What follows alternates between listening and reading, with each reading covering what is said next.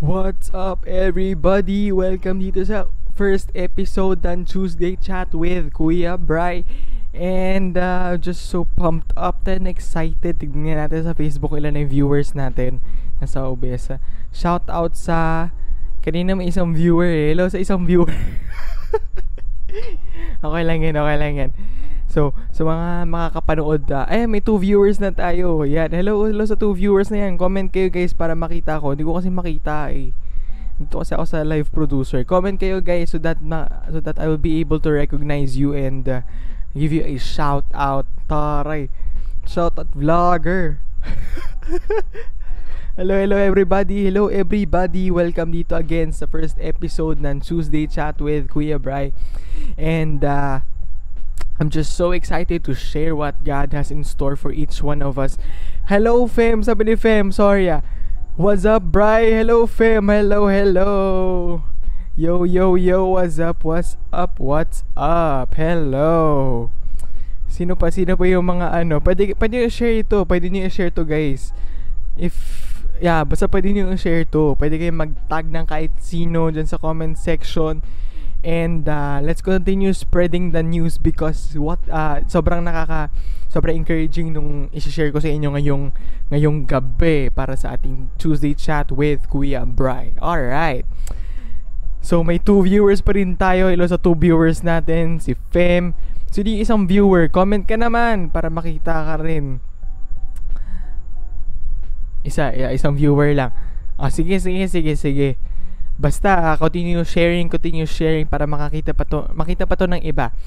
Also, this is recorded and will be premiered every Wednesday morning 11 a.m. doon sa YouTube channel ng Jesus Generation. So just search nyo lang Jesus Gen PH and makikita nyo yung YouTube channel natin doon. And para syempre mas marami pa tayong ma-reach dito sa ating online show na Tuesday Chat with Kuya Bry. So kahit Tuesday siya, okay lang yan kahit Wednesday natin i-premiere. Basta makita. Sige. Ayan, si Fem tinag niya si Ronelyn. Hi Ronelyn, if manonood ka or nanonood ka, hello. Miss ka na rin namin. Woo! Sino pa ba? Basta okay lang yan kahit hindi nila makita. Mapapanood naman nila to sa YouTube channel. And we'll just keep on sharing and spreading the news. So let's go. Let's start na ngayon sa topic that I wanted to share with you. And I know na sobrang makaka-relate kayo and ma-encourage kayo dito sa hinandang word ng Lord para sa bawat isa sa atin. So shoutout pala dun sa mga leaders natin, kila Pastor Elijah, Tita Rica, Kuya Perry, sa mga youth leaders natin, kila Ate Kat, Ate Sam, etc., kila Ate Jenna, Ate Joyce, lahat na sila. And mas lalo na yung mga core leaders, yung sila Pastor Elijah and even sila Kuya Perry, sila yung nagbigay ng suggestions so paano na tayo gumagawa and paano na gagawin to Tuesday Chat with Kuya Bry. So shout out sa kanila. Thank you for your support, everything. Thank you Fem for sharing dun sa group chat itong live stream natin. Alright. So ngayon, what I wanted to share with you is, ang title na i-share ko sa inyo is Relationships Matter. Sabihin nyo nga dyan sa mga katabi nyo dyan sa bahay nyo, relationships matter. So, kung wala kayong kasama sa bahay, sabihin nyo sa aso o sa pusa nyo, relationships matter. Kung wala na kayong aso o pusa, sabihin nyo na lang sa multo o sa sarili nyo, relationships matter. Basta sabihin nyo, relationships matter. Lagi nyo tatandaan yan. Because, nobody wants to live life alone. Gusto mo ba mabuhay mag-isa? If you want, if gusto mo, pagpipray kita. Kasi feeling ko hindi rin. Hindi ka tatagal na mag-isa ka lang talaga. Maboboard ka. So, nobody wants to live life alone. We all have a desire to be loved, to be included, to be in, and to be part of a group, of a community, etc. We all have a desire to be surrounded with great relationships, 'di ba? Sino ba naman yung gusto mo pag-isa at may word pa nga na FOMO which means fear of missing out. Sino ba naman yung gusto ma-miss out sa mga kaganapan, di ba?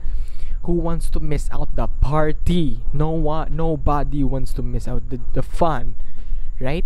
All of us want that sense of belonging where we have someone to lean on. Alam mo yung may masasandalang kain that you have people na pwede kang umiyak kapag kasama sila, kapag may pinagdaraanan ka, pwede kang tumawa, humalakhak ng kahit gaano kalakas yan. Because you're surrounded with people na alam mong that you're comfortable with and you can trust, right? So we all desire a community where we can be real, right? Are you with me? Are you with me, guys? So ngayon, sabi nga dito sa Ecclesiastes chapter 4 verse 9 to 12, two are better than one because they have a good reward for their labor. For if they fall, one will lift up his companion. But woe to him who is alone when he falls, for he has no one to help him up. Again, if two lie down together, they will keep warm. But how can one be warm alone? Though one may be overpowered by another, two can withstand him. And threefold cord is not quickly broken. So what this verse is telling us that we are stronger together, right? We can't go through life alone. We need people na mag-i-encourage sa atin, mag-i-empower sa atin, and even at times, you need people na magko-correct sa atin. Why? Because alam niyo yun, there will be times na talagang tayo is discouraged and parang wala tayong gana mabuhay. So we need people na mag-i-encourage sa atin every time na tayo discouraged.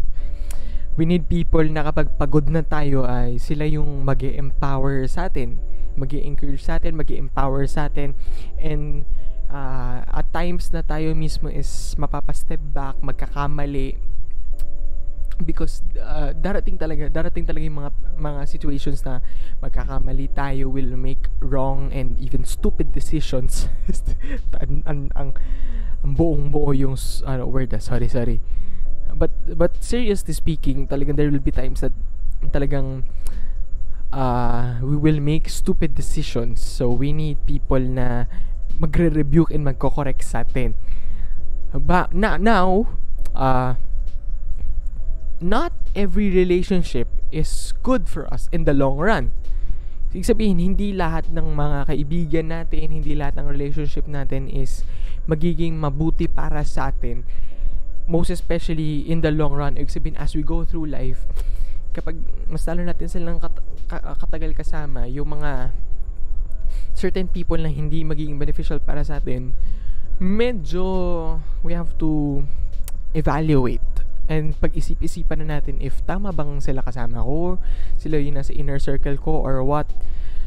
So there are certain relationships na imbis maging beneficial sa atin, will actually even lead us away from the presence and the will of God. Kumbaga, may mga certain relationships na imbis makatulong sa atin, mas makasama pa pala sa atin. Alam mo yung nagsistruggle ka na nga, as imbis tulungan kang ma-overcome yun, mas lalo ka pang malulugmok dahil sa kanila. So there are relationships like that. Yun yung tinatawag na toxic relationship. Yun yung mga toxic na. So ngayon, wrong relationships, sabi dito, wrong relationships will lead us to our demise and destruction. Ang lalim ng words. Demise and destruction. Taray. Demise and destruction. Kasi nga sabi nga dito sa verse ng 1 Corinthians chapter 15 verse 33, don't fool yourselves. Bad friends will destroy you. So ibig sabihin, sinasabi dito na not every friend, not everyone na kilala natin or alam niyo yun, parang comfortable tayo sa kanila. Hindi lahat ng kaibigan is the right friend. Most especially, hindi sila yung tamang mga tao na nasa inner circle natin. Yung kumbaga hindi sila dapat nandun sa mga trusted na mga tao natin. Why? Because of certain things that we will know later as we go through the discussion tonight. No? So if you by the way, if you have any question or may gusto kayong i-share, feel free to comment it down below, because if you want me to read it for you dito sa ating online, dito sa Tuesday Chat with Kuya Bry. So let's continue. So sabi dito, but the question is, paano natin malalaman kung sino yung mga mali at sino yung mga tamang kaibigan? Because yes, nagets natin na not everyone is going to be beneficial, or hindi lahat ng tao ay makakatulong sa atin. So ngayon, the question is, paano natin malalaman kung sino yung tamang tao sa buhay natin at sino yung, the things na kailangan natin social distancing sa kanila kasi hindi sila makakatulong, right? So ngayon, I've prepared 5 criterias where we can know kung sino yung mga tamang tao sa buhay natin. At syempre, sa pamamagitan ng 5 criterias na yun, kapag kinuha natin yung opposite naman nun, makukuha rin natin kung sino yung mga wrong relationships, sino yung mga wrong people. So the first one is, the right people draws us closer to God. So wait. The right people draws us closer to God. Because naranasan niyo na ba yung parang nag-share kayo about sa faith niyo or about kay Lord, na kung paano binago ng Lord yung buhay niyo, or your own testimony, your personal testimony. Tapos yung response nung kausap niyo is just parang halata mo sa facial expression niya na parang nawiwirduhan siya na, OMG, spiritual na naman to. It's true, it happens, seriously. Pero here's a disclaimer, hindi naman lahat ng nagre-respond ng ganun is wrong person agad. No. Wag tayong judgmental, bawal judgmental. Sabi nga dun sa isang segment ng Eat Bulaga, bawal judgmental.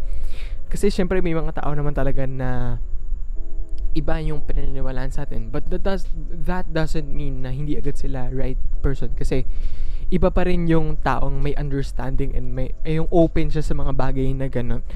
So maaring gano'n lang siya mag-react, pero actually maybe it's also a right person na as we go through life, mas lalo pa natin makikilala and masishare pa natin kung ano yung ginawa ng Lord sa buhay natin, right?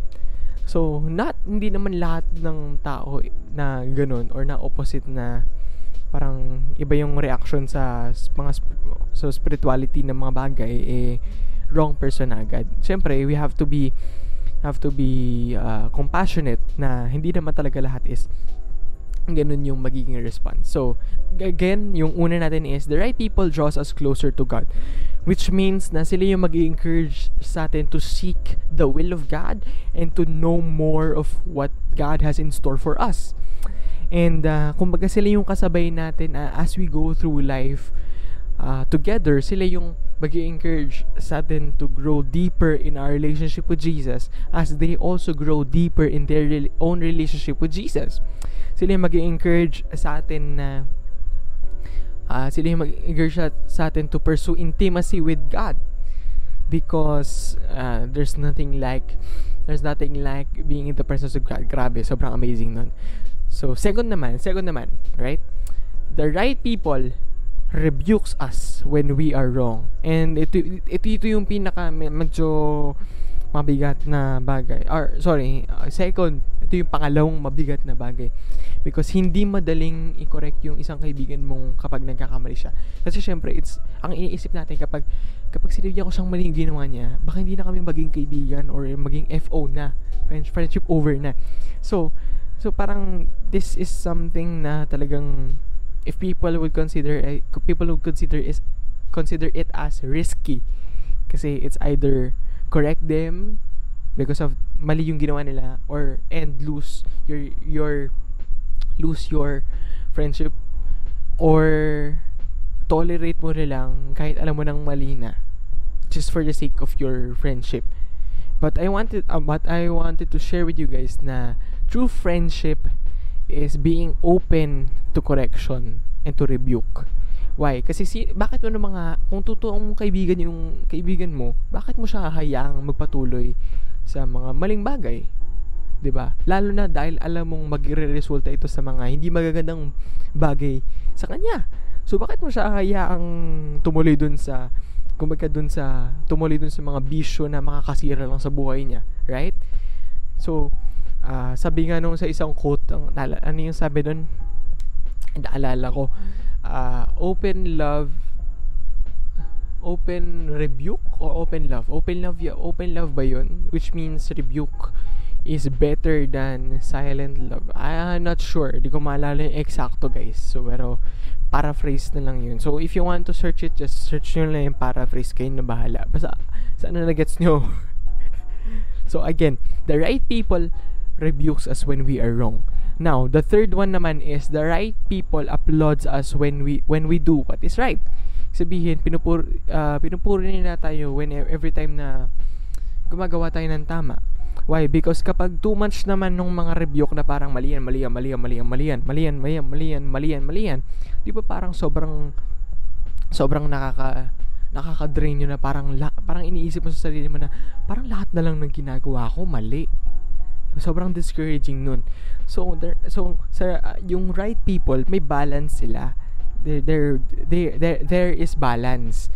They will rebuke us whenever we are wrong, and they will applaud us whenever we are right. Because syempre iba pa rin kapag alam mo yung appreciated ka, and alam mo may nakakita dun sa mga magagandang bagay and sa mga tamang bagay na ginagawa natin. Siguro naman yung ayaw ma-appreciate sila, di ba? Right? So, the right people applauds us when we do what is right. And yung second naman is, the right people rebukes us when we do what is wrong, or when we are wrong. So, the fourth one naman is, the right people appreciates us for our strengths and weaknesses. So, sila yung mga tao na na-appreciate nila tayo kapag alam nilang strength natin yung isang bagay. Sila yung magsasabi na, wow, Fem, or wow, Bri, sino pa ba? Wow, Faith, grabe, ang galing mo dun sa bagay na yan, nakaka-amaze ka.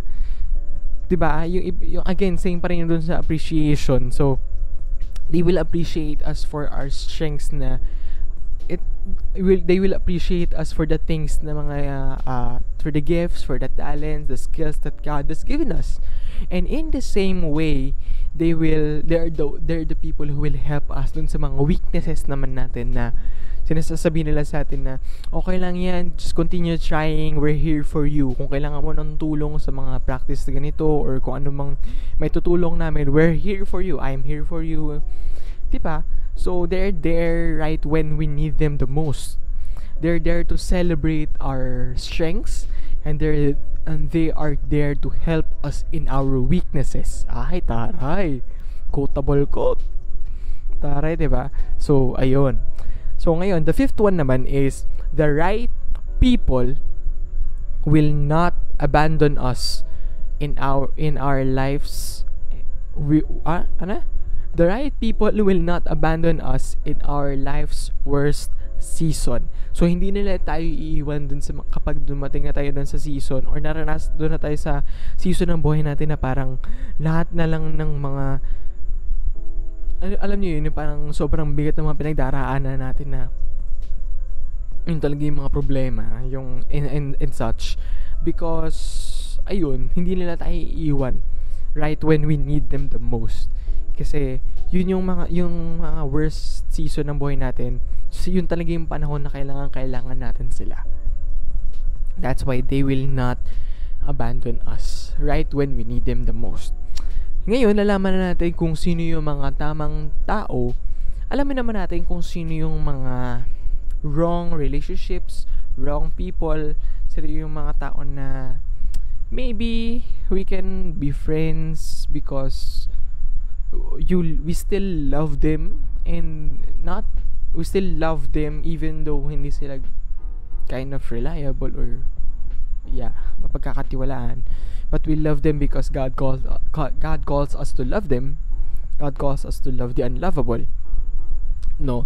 So ngayon, alamin naman natin kung ano yung mga anong tawag doon? Ano yung mga clues, ano yung mga red flags, warnings na clues na kapag nakita natin sa isang tao, baka maybe we should observe social distancing with them, and they are not really the best people to surround us, right?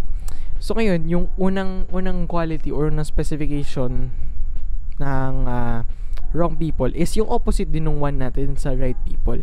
So if the right people draws us closer to God, the wrong people pulls us away from God. So alam niyo yun kapag alam niyo yun, yung sila yung mga tao na rather than encourage us to seek God and know His will for our life, and rather than encourage us to seek intimacy with God and talagang mag-grow deeper yung ating faith kay Lord, sila yung the exact opposite. Yung parang okay lang yan, but just do good things and such. There's nothing wrong with doing good things. God calls us to do good things bilang mga anak niya. Pero alam niyo, mararamdaman mo kasi yun, may discernment na tinatawag na yung mga tao na baliwala lang yun, yung baliwala lang yung faith and such. Not all, again, disclaimer, not all. Kasi may mga tao talagang iba pa yung kanilang ideas on such matters. Pero we have the opportunity to share the gospel and to share the good news to them. So let's not lose hope. So ano lang yun, sobrang konting warning lang yun na baka we can try to evaluate. Pero hindi lang yun. Syempre tingnan pa natin kung ano pa yung mga iba pwedeng characteristics or characteristics. So second naman is the wrong people joins us in doing what is wrong. So imbis itama tayo, i-rebuke tayo, i-correct tayo na, huy, mali yan, bakit mo ginagawa yan? Imbis na i-rebuke tayo at encourage tayo na tumigil, or i-discourage tayo sa pagpatuloy sa paggawa ng mga mali or and such, sila pa mismo yung isa sa mga pakana ng mga ginagawa nating kalokohan, right? So that's another warning na imbis i-rebuke tayo, imbis encourage tayo na gumawa ng kung anong tama, sila pa yung mga pasimuno ng mga maling bagay, right? So that's another red flag. Third one naman is the wrong people hates us when we do what is right. So ito naman yung alam mo na sinasabi kapag sinabi mo na, huy, mali yan, wag nating gawin yan. Alam mo sila yung sobrang magdi-disagree sa iyo na mag-aaway kayo dahil hindi, bakit ba? Wala namang masama dito. Konting-konting konti lang naman to eh. Mga pag ganun, right? So these people hates us when we do what is right. So yun na isa na sa mga malalaking red flag talaga na maybe they are the wrong people na that surround you with, right? So fourth one naman is the wrong people belittles us for our strengths and weaknesses. So dun sa una naman is dun sa right people, diba sabi natin, the right people appreciates us for our strengths and weaknesses. Sila yung mag-upload sa atin, magpupuri, appreciate nila tayo for the things that we do dun sa mga strengths natin, and syempre sila yung matutulong sa atin whenever we have our weaknesses, dun sa mga weaknesses natin. Ngayon, the wrong people, mamaliitin nila tayo because of our strength and because of our weaknesses. Alam niyo yun, yung kapag akikita nila nag-excel tayo sa isang bagay, imbis na tulungan nila tayo or encourage pa tayo, they are the epitome of crab mentality. Alam niyo yung hihilain ka nila pababa. So yun pa lang. So I think that alone says a lot. Says it all na maybe distance from them because they're not really the best people to surround us with, right? So again, the wrong people belittles us for our strengths and our weaknesses. So rather than help us improve on sa mga weaknesses natin and celebrate from our strengths, they do the exact opposite. They belittle us for our strengths and they belittle us for our weaknesses, na para bang wala nang pag-asa yan, hanggang dyan ka na lang and such. no? And lastly, the fifth one is the wrong people abandons us in our life's worst season. And this is ito yung pinakamabigat, talagang pinakamasakit. Why? Because wala sila right when you need them the most. Iiwanan ka nila right when you need them the most. So kung kinakailangan mo sila in the specific season of life na sobrang down ka and you need some encouragement, and even kahit hindi sila magsalita, kahit tanto lang yung their mere presence na sinasamahan ka nila as you go through that season, wala sila, well, it's time to remove them from the trusted ones, right? So really we have to be careful, we have to be mindful kung sino yung mga of the people na nagsusurround sa atin, or sino yung mga kasama natin as we go through life. Why? Because those people, it's either we will influence them or they will influence us. Pero most of the time, it's both ways. They influence us and we influence them. That's why I really encourage everyone na talagang okay lang maging mapili sa kaibigan. I mean, I'm referring to maging mapili sa close friends, sa inner circle mo. Friends and acquaintances, it's okay na kahit sino, because we have to love them and we have to care for them. Right?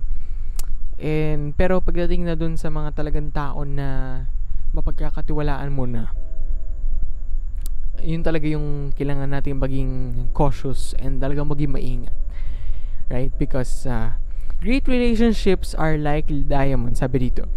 They're extremely hard to find, but when you do find them, they're worth keeping for a lifetime. Mahirap hanapin yung mga totoong kaibigan, pero kapag nahanap mo na sila, talagang sila yung i-keep mo at talagang iingatan mo all throughout your life, hanggang sa dulo ng walang hanggan, hanggang ang puso'y wala nang maramdaman. Charot. you know, talagang sila yung they're worth keeping for a lifetime. So great relationships are like diamonds. They're extremely hard to find, but when we find them, they're worth keeping for a lifetime. Now, syempre hindi lang yun. There will be times na kahit yung mga great friends natin, great relationships natin is magfi-fail din sila. Makagawa rin sila ng mga pagkakamali. So sa mga ganitong pagkakataon naman, may great assurance tayo, because God is our friend. He's our best friend, and He's our perfect friend. Kasi He will never leave us, He will never forsake us. Hindi na tayo i-betray, hindi na tayo gagawa ng chismis, tayo sisiraan sa iba nating mga kaibigan, right? So yun lang, I just wanted to remind you na talagang there will be times na magfe-fail yung mga kaibigan din natin mismo, but knowing that our God never changes and He never forsakes us and never leaves us, sobrang great assurance na Lord, kahit mag-fail man yung mga relationship sa mga kaibigan ko and such, I can still rely on you. You're still the one na talagang pwede kong sandigan, because you are talagang mapagkakatiwalaan ka, Lord, above every person. You're the one na talagang mapagkakatiwalaan. So, in relation to our topic tonight, let's watch this video.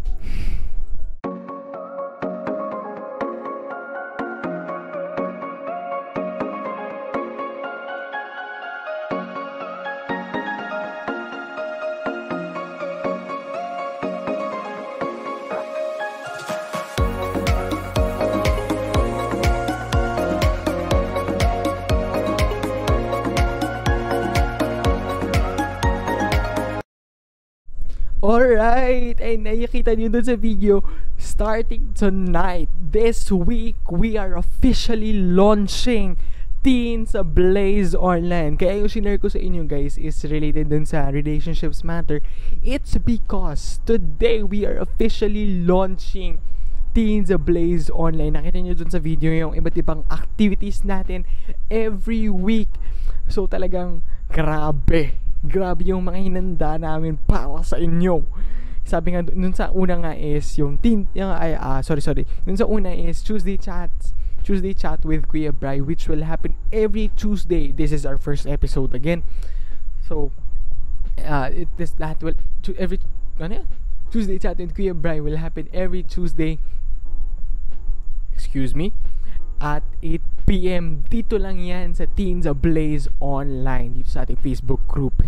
And isa pa sa mga nakita nyo doon is yung Youth Open Life Group, which happens every Thursday at 9 p.m. via Zoom. So, doon tayo pwede makapagkwentuhan, makapag-share ng kung ano-anong mga bagay. Yun talaga yung literal na we do life together. Kahit naka-quarantine tayo, kahit through online lang, through Zoom lang, we can still do life together.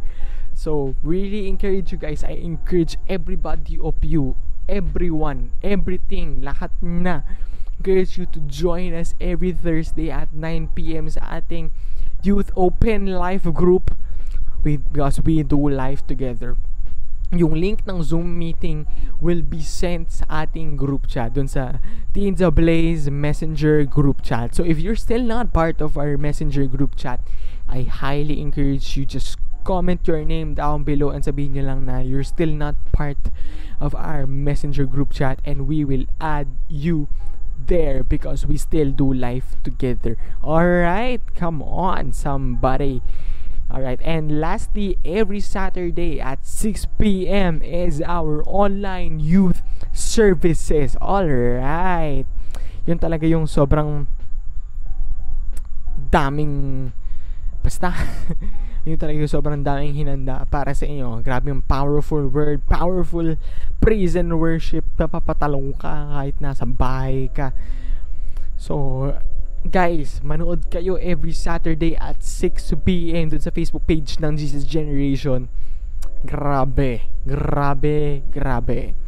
Also, itong Tuesday Chat with Kuya Bry will also be premiered tomorrow sa YouTube channel ng Jesus Gen. So, just check out yung YouTube channel natin sa YouTube. YouTube channel sa YouTube, which is at Jesus Gen PH. And nandun din lahat ng replays ng ating online youth service. So if you want to watch every content, every online show that we're doing just for you, doon nyo lang makikita yun. Alright?